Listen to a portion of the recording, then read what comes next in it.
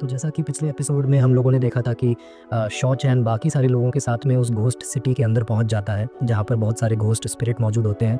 वहां पर अचानक बहुत सारी ऐसी स्पिरिट्स आ जाती है जो कि उन लोगों पर हमला करना शुरू कर देती है, जिसकी वजह से वो लोग उनसे बचकर वहां से भागना शुरू कर देते हैं। जहां वे सभी भागते भागते एक ऐसे मॉन्यूमेंट के करीब चले गए थे कि जहाँ पर वो एविल स्पिरिट उनका पीछा करना बंद कर देती है। जिसके बाद वो लोग जब आगे की तरफ जाते हैं तो वहाँ पर उन्हें बहुत सारे एंसेंट कैरेक्टर्स दिखाई देते हैं, जिनमें उन्हें कुछ एंसेंट टेक्निक्स दिखाई दे रही होती है। और दूसरी तरफ हमने देखा था कि शॉ चैन उस मॉन्यूमेंट के पास जाता है और कहता है कि ये मॉन्यूमेंट यहाँ पे क्या कर रहा है। जैसे ही वो उसे छूता है तो उसे उस मॉन्यूमेंट के जरिए कुछ बहुत ही खतरनाक टेक्निक्स मिल जाती है। बाहर आने के बाद उन्हें वहाँ पर दिखाई देता है जो कि वहाँ पर मौजूद बहुत सारे घोस्ट गार्डियंस को मार रहा होता है। ये देखकर वो लोग भी हैरान हो जाते हैं कि आखिर स्वाट डीमन यहाँ पर क्या कर रहा है।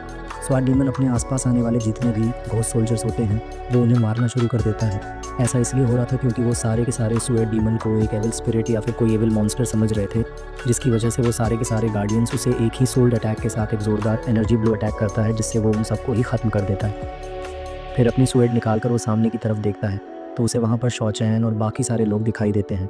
जिसके बाद वो अपनी सोर्ड को घसीटते हुए आहिस्ता आहिस्ता उनके करीब आता है और उन लोगों से कहता है कि क्या तुम लोगों ने यहाँ पर किसी एक वाइट ड्रेस वाली लड़की को देखा है जिसके पास एक विद जेड स्वर्ड है।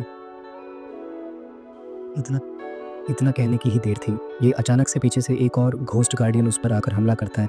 सोर्ड डीमन अपनी सोर्ड उसकी बॉडी के अंदर घुसा देता है और उससे कहता है कि तुम बिल्कुल बेकार लोग हो, तुम मेरा कुछ भी नहीं बिगाड़ सकते। ये कहकर वो उस घोस्ट गार्डियन को भी ख़त्म कर देता है, जिसकी वजह से वहाँ पे मौजूद जितने भी गार्डियंस थे सारे के सारे ख़त्म हो गए थे। अब सोर्ड डीमन शॉ चैन और बाकी लोगों को कमज़ोर समझकर वहाँ से उन्हें इग्नोर करते हुए चला जाता है। मगर हमें दिखाया जाता है कि वहाँ पर उसे देखकर बहुत ज़्यादा गुस्से में आ गया था, क्योंकि सोडा डीमन ने ही बड़े भाई को मार दिया था।